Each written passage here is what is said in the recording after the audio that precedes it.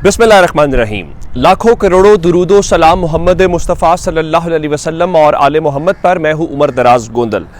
इस वक्त सब लोग मायूस हैं। मायूस इसलिए हैं, उनका ख्याल ये है कि जो अदालतों को काम करना चाहिए, सुप्रीम कोर्ट को काम करना चाहिए, सुप्रीम कोर्ट वो भी काम नहीं कर रही। लेकिन एक शख्स है, वो बार बार कहता है कि अदलिया ही उम्मीद है, उसके वोटर उससे कहते हैं कि अदलिया कुछ नहीं कर रही। उसके बावजूद आखिरी तकरीर में भी इमरान खान अदलिया की बात कर रहे थे और मैंने पिछली वीडियो में भी यही बात की।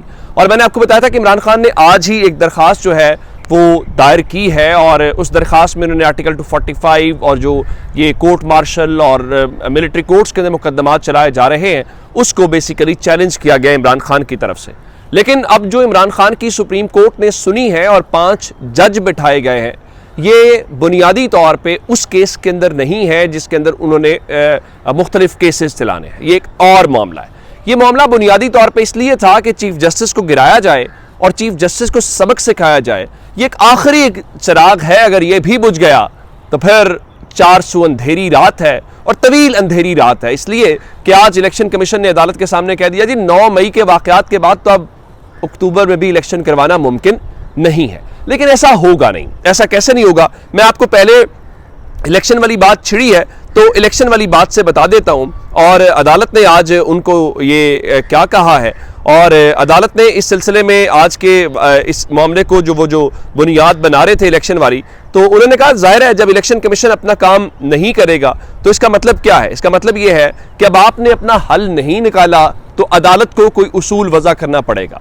उसके बाद चीफ जस्टिस ने इलेक्शन कमीशन के हवाले से उनको कहा कि आप जाएं, जरा होमवर्क करके आए, ये जो आपके सामने सवालात रखे गए हैं इन सवालों के जवाबात लेके आए और अब हम करेंगे। तो उस पे उनके वकील जिनके अब दलाइल मुकम्मल हो गए हैं तो खेल आखिरी मरहले के आ गया। तो उन्होंने उनसे कहा जी इलेक्शन कमीशन बड़ा बाइख्तियार है, बड़ा खुद मुख्तार है। उन्होंने कहा हमें इलेक्शन कमीशन कहीं पे इख्तियारात इस्तेमाल करता हुआ नजर नहीं आया। तो जो चीफ जस्टिस ने इस केस की समाअत जो है वो 29 मई यानी पीर के रोज तक मुलतवी कर दी है। आज 25 तारीख है, 26, 27, 28 यानी 3 दिन मजीद इलेक्शन कमीशन ऑफ पाकिस्तान को अमली तौर पे दिए गए हैं कि आप जाएं और आप जो है इस सिलसिले में मजीद तैयारी करके आएँ ताकि मालूम हो पाए कि आपके पास क्या कुछ चीज़ें हैं। अच्छा, अब आते हैं इस बात के ऊपर कि अब सुप्रीम कोर्ट आज किस चीज़ के ऊपर आई है। आज आबिद जुबैरी साहब जो हैं, जो सुप्रीम कोर्ट बार के सदर भी हैं, उनको एक तलबी का नोटिस जारी हुआ। और ये तलबी का नोटिस कहाँ से जारी हुआ? ये तलबी का नोटिस जो है ये जारी हुआ जो इस वक्त आप जानते हैं कि ऑडियो लीक्स के ऊपर एक कमीशन काम कर रहा है और ये कमीशन जो है वो जस्टिस काजी फायज ईसा साहब जो है उनकी सरबराही के अंदर काम करता हुआ नजर आ रहा है। और उन्होंने क्या किया कि उन्होंने तलब कर लिया इन सबको, और उसके अंदर कौन है, साकिब निसार साहब के साहबजादे हैं और उन सबको।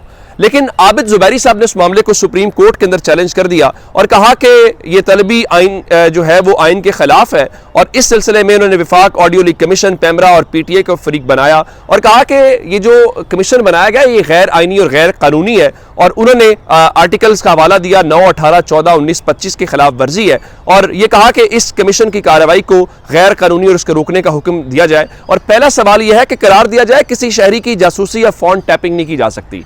इस कमीशन को पहला सवाल काजी फायज ईसा साहब को यह उठाना चाहिए था कि कॉल टैप कौन कर रहा है, टैप करके लीक कौन कर रहा है। इसके ऊपर उन्होंने कुछ नहीं किया और हुकूमत ने बड़ी महारत के साथ क्या किया कि जस्टिस काजी फायज ईसा को बिठा दिया और साथ ही chief justice Islamabad high court और बलूचिस्तान हाई कोर्ट। लोगों ने उस दिन भी कहा कि काजी फायज ईसा साहब को भी जिम्मेदारी नहीं लेनी चाहिए और सुप्रीम कोर्ट का ऑलरेडी फैसला मौजूद है कि अगर आपको सुप्रीम कोर्ट का कोई जज लेना है तो वो चीफ जस्टिस की मर्जी के साथ लेना है। लेकिन जाहिर है कि ऐसा होता हुआ दिखाई नहीं दे रहा। अच्छा, ये तो आबिद जुबैरी साहब ने आज जो चैलेंज किया सो किया। इससे पहले इमरान खान जो है वो भी इस पूरे अमल को या इस कमीशन को चैलेंज कर चुके हैं, जिसमें वो कह चुके हैं कि इसको गैर आइनी या गैर कानूनी करार दिया जाए और इनका कोई उसकी वजह नहीं बनती। लेकिन जाहिर है अब एक इलेक्शन कमीशन वाला मैच चल रहा है और दूसरा ऑडियो लीक वाला था और इस ऑडियो लीक के अंदर सीधा सीधा चीफ जस्टिस और सुप्रीम कोर्ट के जजेस को निशाना बनाया गया क्योंकि ये काम करके फिर कोई अगली कहानी डालनी थी। लेकिन जाहिर है कि आइन और कानून के मामले में आप चीफ जस्टिस पे थोड़ा सा तहम्मुल, थोड़ा सा उनके ऊपर वो जो भरोसा है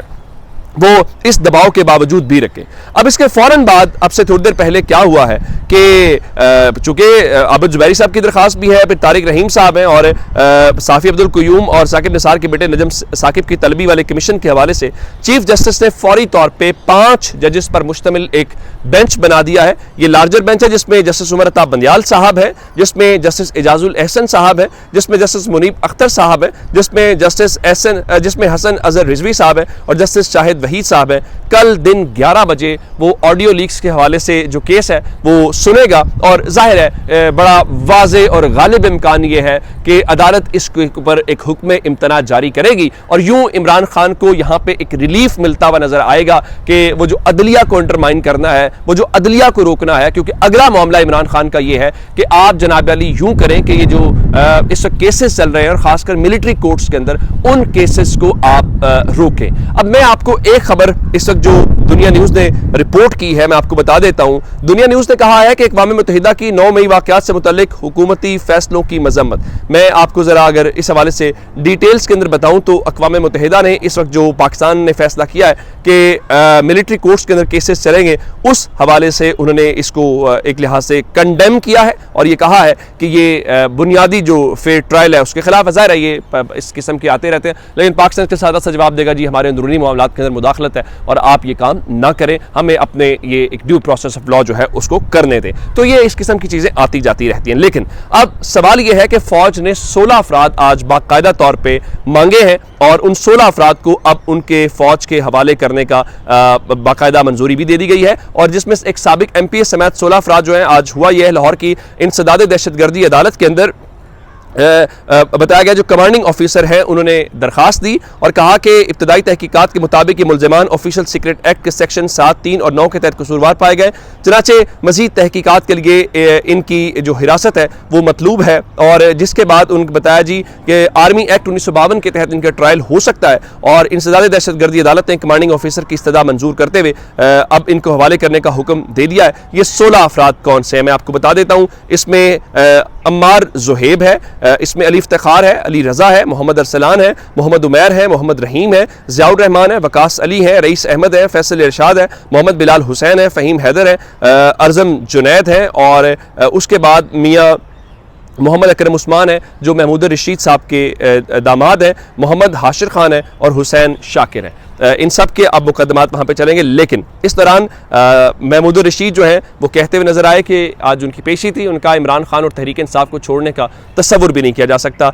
उसके बाद उमर सरफराज चीमा ने कहा पार्टी वर्कर है और पार्टी वर्कर कभी पार्टी नहीं छोड़ता। उसके बाद डॉक्टर यास्मीन राशिद जिनका आज जिस्मानी रिमांड दिया गया, उनका तहरीक इंसाफ को नहीं छोड़ूंगी। दूसरी जानिब जो छोड़ने वाले लोग हैं इमरान खान उनके खिलाफ एक्शन ले लें, उनको मुख्तलिफ ग्रुप से निकाला जा रहा है, मीडिया टीम्स को बताया जा रहा है कि आप इनके हवाले से आपकी क्या पॉलिसी होगी। अब आते हैं जनरल आसिम मुनीर के हवाले से। जनरल आसिम मुनीर ने आज एक तो शिरकत की यौम शहदा की जो तकरीब थी जहाँ पे जनरल बाजवा भी मौजूद थे, उसके ऊपर बहुत तबसरे हो रहे हैं कि उसका क्या मैसेज था। लेकिन उसके बाद वो आज जनरल आसिम मुनीर जो है वो यौम तकरीम शहदा पाकिस्तान के हवाले से जो पुलिस लाइन इस्लामाबाद के अंदर एक इवेंट रखा गया था वहाँ पे वो पहुँचे, उन्होंने वहाँ पे दौरा किया और जो उन्होंने कहा कि जो कुछ 9 मई को हुआ वो इंतहाई अफसोस और काबिल मजम्मत है और साथ ही कहा शहदा की यादगारों की बेहुरमती और उनके वकार को मजरूह करने वालों को कौम माफ़ नहीं करेगी और ना ही भूलेगी, ऐसे अमर को बर्दाश्त नहीं किसी कीमत पर भी किया जाएगा। तो ये एक अहम मामला है जिसके ऊपर आज उन्होंने ये तकरीबन दूसरी उनके आज के दिन की तकरीर थी। तो ये एक बड़े अहम इवेंट्स इस वक्त होते हुए दिखाई दे रहे हैं और उन्होंने कहा कि 9 मई के वाक़यात के ज़िम्मेदारान को कौम न माफ़ करेगी और ना ही भूलेगी। और दूसरी जानिब मैंने आपको बता दिया है कि मुख्तलिफ जो 16 अफराद हैं उनको मिलिट्री कोर्ट्स के हवाले करने की और कमांडिंग ऑफिसर की दरख्वास्त के ऊपर बाकायदा मंजूरी दे दी गई है। इसके ऊपर भी सुप्रीम कोर्ट के अंदर इमरान खान ने जो पिटीशन दायर की है, दरख्वास्त दायर की है, उसके फैसले का इंतजार करना होगा। अपना बहुत सा ख्याल रखिएगा। खुदा हाफिज़।